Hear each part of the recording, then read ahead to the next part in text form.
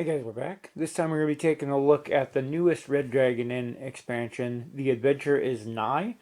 This one is based on a web series that's on YouTube about a group of people playing, I think it's D&D. And I don't actually watch the show, but I've watched an episode or two just to see about it, but I love all the Red Dragon Inn characters, so these are a new addition to that.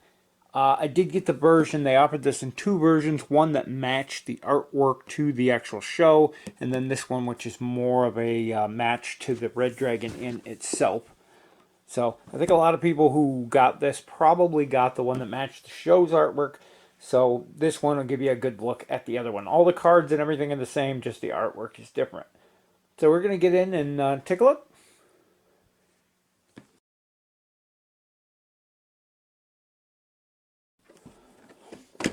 And as always, I probably made a mess from flipping this over. Hopefully not. First thing we have right here on top, oh, that's not too bad, is the rulebook. And this is probably the most up-to-date rulebook, being the newest expansion. We have here a list of the components that are in here.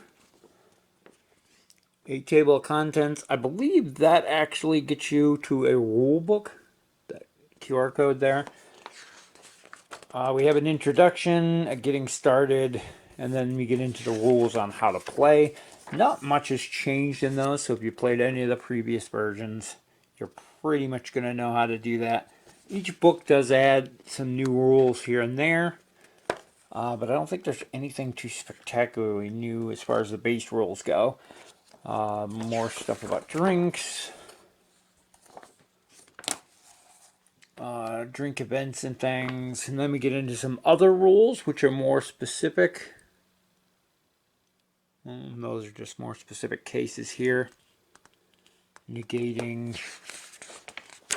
So a few pages of actual rules there. Like I said, I don't think anything's changed too drastically in there, if at all. Then we get into the specific character rules. These are unique to the new characters that are in the set. There are 4 new characters, I think, in here. And then that's pretty much it for that. So not too terribly much new in there, like I said. We have our new player boards here. Yeah, and there's 4 new characters. We have Sigmar Iceblood. And again, I don't watch the show, so I don't know exactly what type of classes they are. I know Mortimer here is a bard of sorts. He has a whole thing about lying mechanics. Grinderbin here, and I'm sure I'm mispronouncing these, I apologize. He has like a shop of magical items. And Deborah Yeatster is a cook. I know those ones. So I'm going to move this off to the side here so we can show these. But those are our 4 new characters and the new player boards. And then we have, of course, the standard bag of tokens. Being a big box expansion, it has the larger coin size, which I like. The single player expansion, or the 2 character box sets, have smaller coins. I'm not sure why they did that, but I don't use the coins anymore. I use metal ones, so I think a lot of people do. But the option is there. They also give you the tokens for fortitude and alcohol in both cardboard now, and the glass beads, which I prefer. I'm not going to get all these out of the package because they were all components that have been the same for like every expansion, so you've seen them a million times by now. Oh, we'll go right down the list there. So like in Sigmar, we get the card dividers to go in the character trove if you have them. Some have a bit of a description on the back of the character. The set symbol up here, of course. And then the good and the bad. The ones that have more specialized mechanics on the back will have the mechanics. We'll get to that when we get to one of the other characters. But there's Sigmar's. And we have his deck here. And I'm going to apologize in advance for a glare if there is any, but I always sleeve these. How do I got these in here? I think I flipped around. Yeah, so The back half of the deck here is literally going to be basic cards that kind of share among all characters. You've got a tip the staff thing, you've got the winning hand, the I raise, gambling I'm in cards, and so on. Those are pretty much the same in every character deck. So we're going to set those aside. There may be a couple more in here. I'm not exactly sure if I grabbed them all, but the more specialized ones for the deck are going to be up here. I'm not going to go through every card. I'll try to get them in focus. Again, I apologize about the glare, but it'll give you a chance to pause and look through them if you want. This character, I believe, is like a ranger or archer. There's a lot of arrow type cards in here. Again, not a watcher of the show, so I apologize for that, and I'm sure I'm going to get reamed in the comments. I don't think Sigmar has any special mechanics. So it's just a straightforward deck. That's nice for people who are new to the game and don't want the more complicated characters. Nice mix of fortitude loss cards in here. He's definitely a more aggressive character. And then, yeah, I think these are more of the cards everybody has. Ignore a drink. That's a new one. I don't think so. Yeah, buying extra drinks. So these things are more of the ones that are in every deck, but overall a pretty aggressive looking character. Lots of direct fortitude damage in there. Next up we have Mortimer, and like I said, he's a bard. He has this lying mechanic. Now you can see on his, he doesn't have the fluff text on the back because he's got all these extra rules for his lie things. So you're going to get these lie tokens, and you're going to basically get these stones as you tell your lies, and then various cards have consequences on them based on the number of those stones that you've acquired. And we got the stones here. They look like rubies.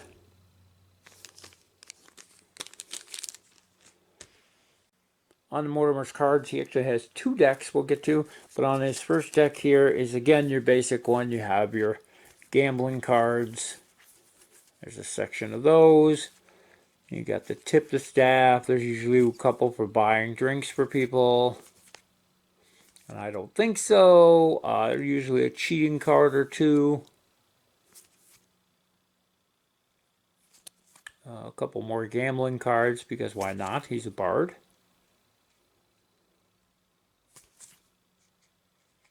Now we're going to start getting into more of his character-specific cards. Now, granted, he's got a couple extra gambling cards in there. But we have these here, like gain fortitude. You help other players because you're a bard.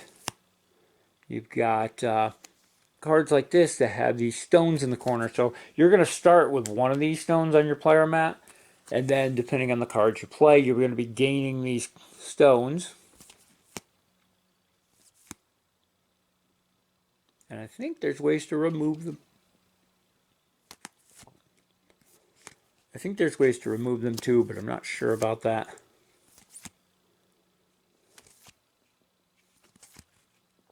But as with most bards, you're going to be conniving your way out of things so you don't face consequences. Like the lies he weaves. Your main thing is going to be trying to get out of doing things. More than direct. There are some direct fortitude loss cards in here too. So he's a pretty balanced character, I guess. There's a lot of fortitude loss and a lot of gambling related cards. You also got some lose alcohol cards, so you can sober up.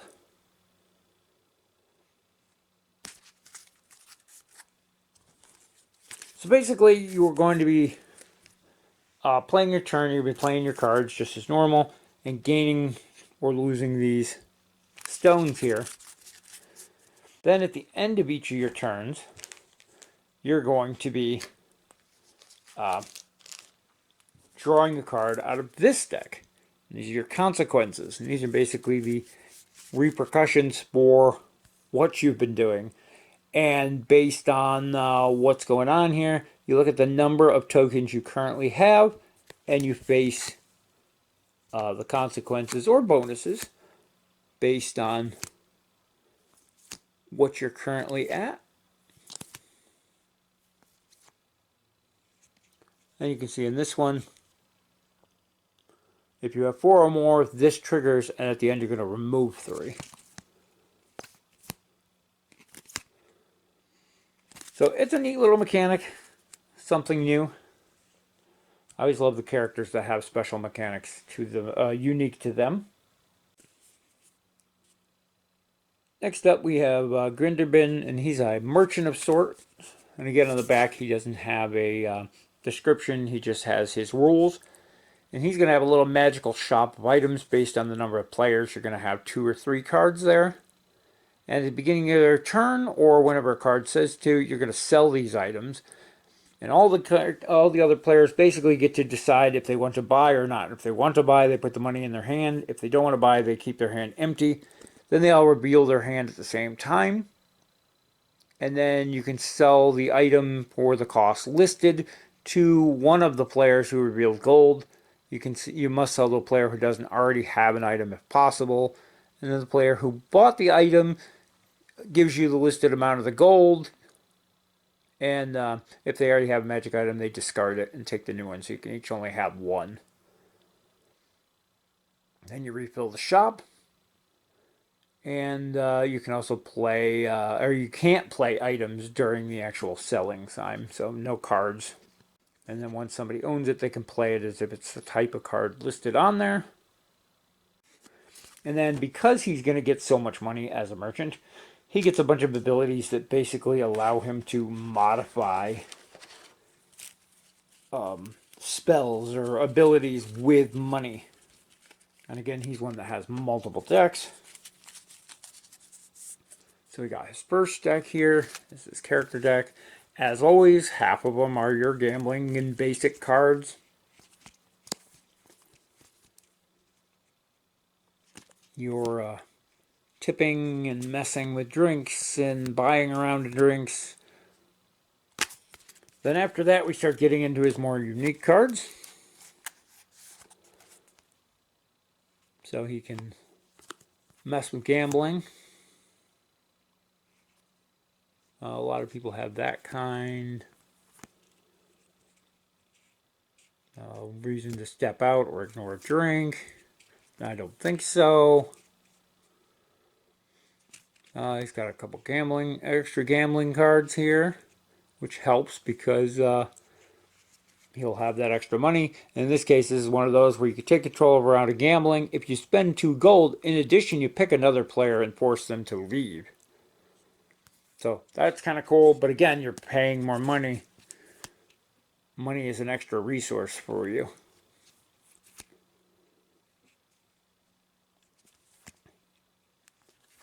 A lot of cool things in here. We got some Fortitude Lost cards, as always.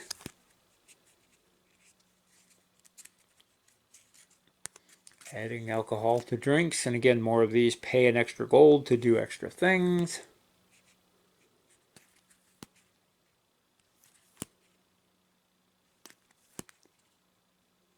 Kind of an interesting character. I like the way this one, I love the ignore an event. That you don't see too much.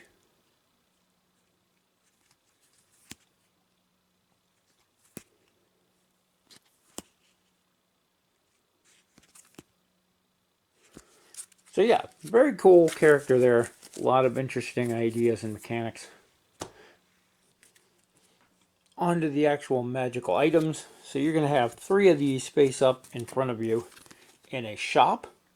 And at the end of your turn, you're going to do a sales section. And what you're going to do is you're going to take the first item and you're going to ask if anyone would like to buy it. Everyone's going to take a coin or not take a coin in their hand. And at the same time, they all reveal if they have a coin in their hand or not. If they're not, then they're not going to buy anything. If they do, Grinderbin's player gets to choose one of those people to sell to. It can't be someone who already has a magical item, if possible. If that person already does have one and they get a new one, they have to discard their previous one. Can't actually play them for their effects at that point. Once the sale starts, no cards can be played, not even the ones to like spend gold from the inn. So keep that stuff in mind. Then you're going to go on to the next item. Oh, well, no, then the person's actually going to purchase it for the amount on there. And then they get the card, and it can be played as the item or card type up here at any point. And they're going to leave it in front of them. Then you go on to the next item. Then you're going to bid on this one and repeat the process.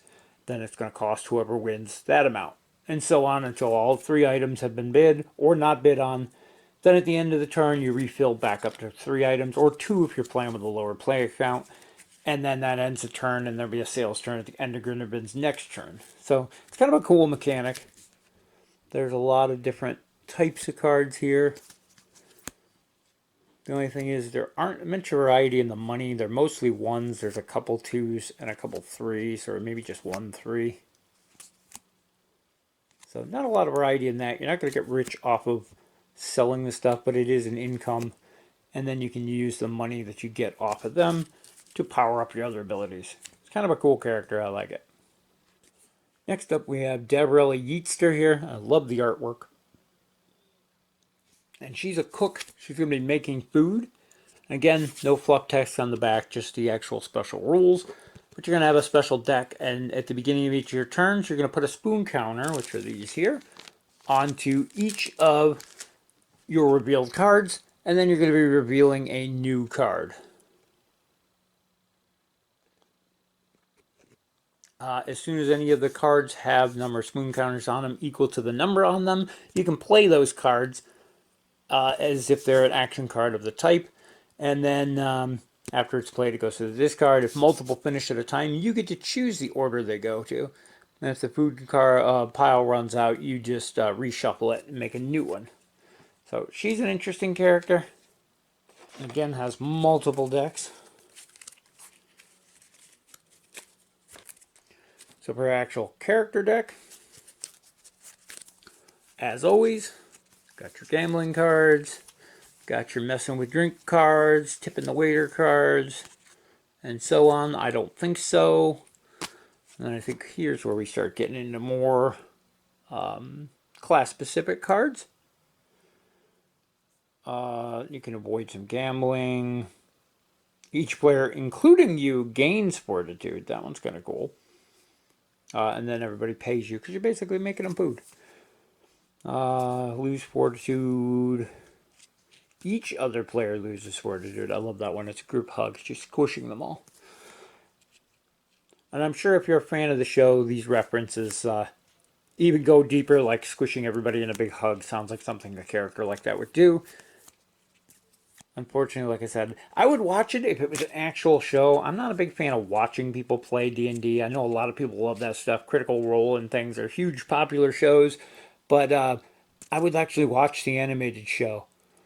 But I'm not really interested in watching people play RPGs. I'd rather be playing myself.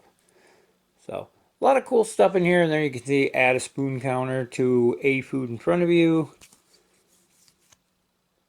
If it's an action base, you can play an extra action card. That's kind of cool.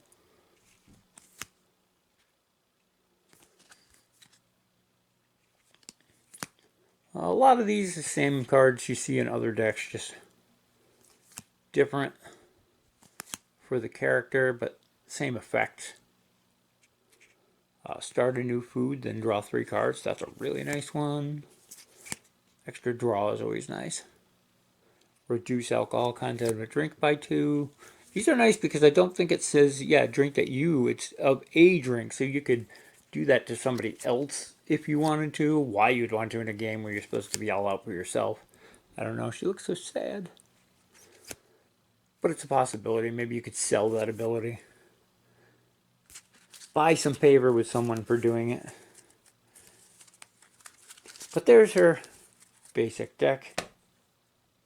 Then we have her food deck. And again, these are going to be in front of you. And you're going to be flipping, well, you're going to be adding spoons to all of them first. And then flipping over a new one each turn. And then when you get to that number, you can play this card for the effect down here. They're all cute references.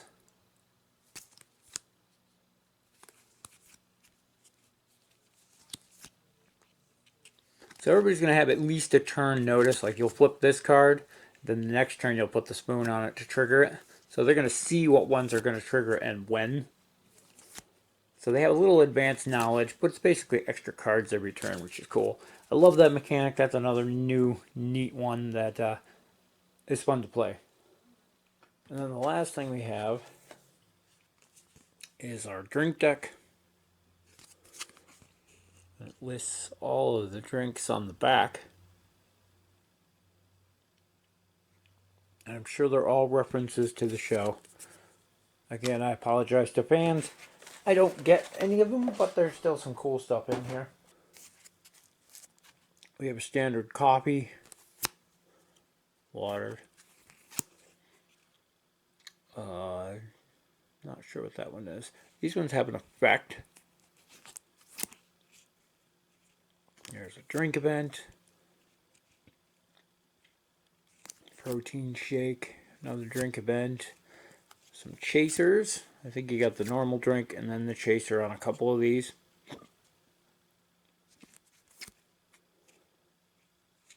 I like ones like this with the effect. Draw extra cards. Really expensive drink that you have to pay for. It's only 1 alcohol. Another drinking event. And then they're basic, I think, of the rest of these. Nope, there's another effect drink. Ale with the chaser. That's definitely a reference to something in the show.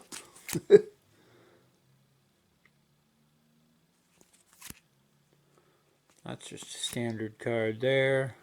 Corn whiskey with chaser. I'm going to guess that has something to do with the show since that's the actual corn whiskey is actually the cover art for the drink deck.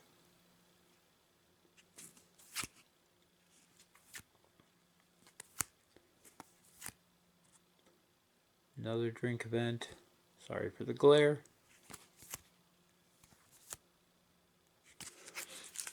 But yeah, pretty standard affair as far as the drink decks go. And we have our standard insert. It's actually got the inserts for 5 decks. So you have your 4 characters, your drink deck, and then an extra slot for the coins. There was a deluxe version of this that came with a 5th character. I guess they did sell that separately as a pack. So I'm going to do a video on those, the stuff that was in that pack separately when I get a chance. But yeah, it's the same insert that's been in most of the games. Most of the stuff's going in the character trove anyway. That's a look at everything that comes in the Red Dragon Inn Adventure Is Nigh box. It's a standalone box, but it could also be combined and mixed and matched with any other Red Dragon Inn stuff. The big box expansion, so it comes with the 4 or 5 characters depending on them, and the larger coins, and everything you need to play right out of the box, which is nice. If you're a fan of the Adventure Is Nigh, you've probably already got this, or you've looked into it, but you probably got the version with the artwork from that show. If you're a fan of just Red Dragon Inn in general, this is a great new set of characters to add to your ever-growing collection. I think we're in the 70s now for how many characters there are. It's crazy. I still haven't gotten to play through all of them because they come out with more faster than I can play them. There's already 2 more on the way in the Bard package. We do have another Bard here, plus Fleck, and I think there's one other one too, so we could have a whole all Bards game at some point. That'll be entertaining. But overall, yeah, it's 4 great new characters. Sigmar's pretty basic, so if you got a newer player, he's a good one for them. All the other ones have newer mechanics and their own little things to go with them. I like how every one of these has a extra deck of cards with them for various things. I love the characters that have the new mechanics that add to the game. And they always change things up a little more, make things a little different so that the characters feel unique, which is part of the fun of Red Dragon Inn as far as I'm concerned. Hopefully this quick overview lets you know if this is something you'd be interested in picking up and adding to your collection. As I said, if you're a fan of the show, you probably have it in the older artwork. If you're a fan of Red Dragon Inn, you've probably already heard of it. So it's just really out there so you can get a quick look and feel for what the characters are like. Overall, I'm happy with it though, and always looking forward to having more characters to add to my collection and trying every single one of them out. So far, I haven't really found one that I didn't like. There's a couple in some older expansions which I don't care for, but they cater to a specific playstyle. It's just not me. So, more variety, the better there is for everyone. That's going to wrap it up for our look at the Red Dragon Inn Adventure Is Nigh box set. And as always, thank you guys for watching, and we'll see you in the next video.